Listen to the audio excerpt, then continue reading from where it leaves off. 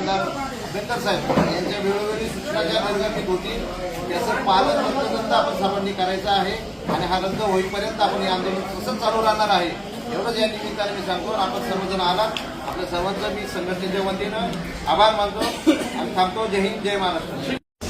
आपल्या पुणे विभागाचे पश्चिम महाराष्ट्र शिक्षक सेनेचे अध्यक्ष सन्माननीय सुनील भाऊ जगताप आज कोल्हापूरमध्ये आलेले आहेत.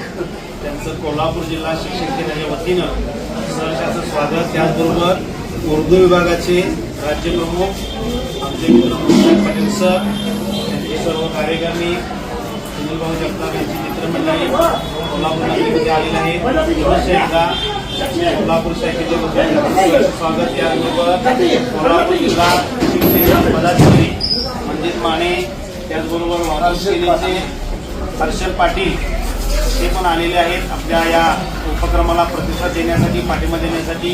त्यांचंही मी शिक्षक सेनेच्या वतीनं सहर्ष स्वागत करतो आणि आभार व्यक्त करतो. जय महाराष्ट्र. आज महाराष्ट्र राज्य शिक्षक सेनेच्या वतीने कोल्हापूर उपसंचालक ऑफिसला धरणे आंदोलन आणि निदर्शन करून निवेदन देण्यात आलेलं आहे. 15 मार्च 2024 रोजी शासनाच्या वतीनं अन्यायकारक संच मान्यता GR निघालेला आहे. त्याच्या विरोधात महाराष्ट्र राज्य शिक्षक सेनेने धरणे आंदोलन मराठी भाषा दिनानिमित्त आज धरणे आंदोलन आम्ही इथं करत आहोत. या GR मध्ये बहुजनांच्या शाळा, मराठी शाळा बंद पडतील, अल्पसंख्याक शाळा बंद पडतील आणि हजारो शिक्षक अतिरिक्त होतील. या विरोधात आदरणीय आमदार जमो अभयंकर यांच्या आदेशान्वये आज आम्ही महाराष्ट्र शिक्षक सेनेच्या वतीने आणि पुणेचे पश्चिम महाराष्ट्राचे अध्यक्ष सुनील भाऊ जगताप यांच्या अध्यक्षतेखाली कोल्हापूर जिल्ह्यातील सर्व शिक्षकांच्या वतीने आम्ही इथं आंदोलन करून निवेदन देत आहोत. शासनाने हा अन्यायकारी जे GR काढलेला आहे ते बदलून पूर्वीप्रमाणे GR काढावं, संच मान्यता करावी, यामुळे ह्या शाळा टिकतील. वरच्या 6वी 7वीच्या वर्गाला 0 ते 20ला 0 शिक्षक असणार आहे. मग हे वरचे वर्ग चालणार काय नाही, हे सर्व शाळा बंद पडतील. या विरोधात आज आम्ही पूर्णपणे इथं आंदोलन करत आहोत.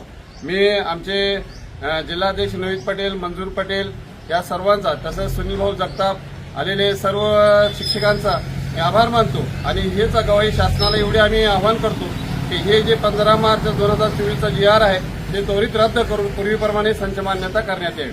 धन्यवाद. चालू घडामोडींचे अपडेट्स जाणून घेण्यासाठी आपल्या हिरकणी न्यूज चॅनलला सबस्क्राईब जरूर करा. लाईक करा, कमेंट करा आणि शेअर करा. बेल आयकॉनवर प्रेस करा आणि नोटिफिकेशन्स मिळवा.